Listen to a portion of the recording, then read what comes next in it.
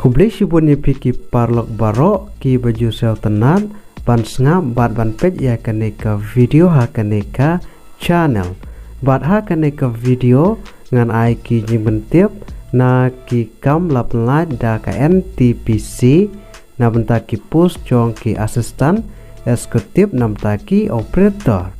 bat sapet ya kaneka video hadu banda kod ba penyu ya ki detail ba company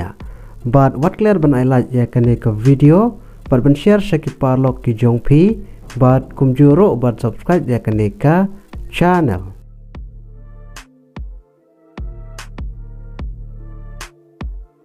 ka NTPC limited ka code online application ye pi na benta kini ki post jong ki asisten eksekutif nam ta ki operator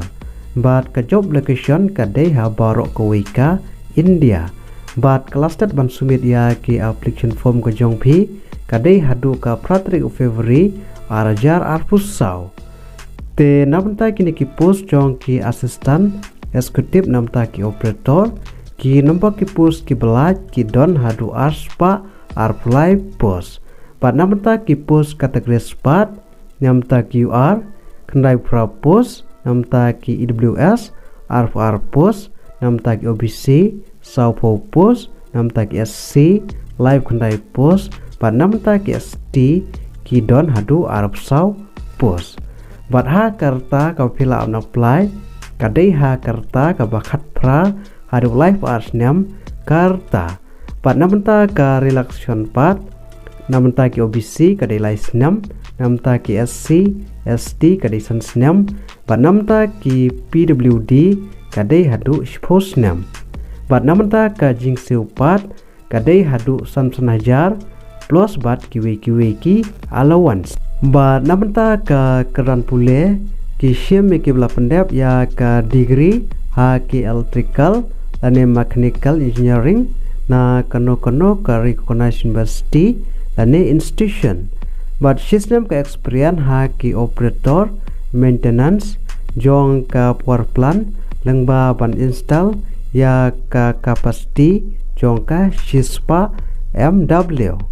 bat namta ka application fees namta ki general EWS OBC kadai lai spa tengka bat namta ki SC ST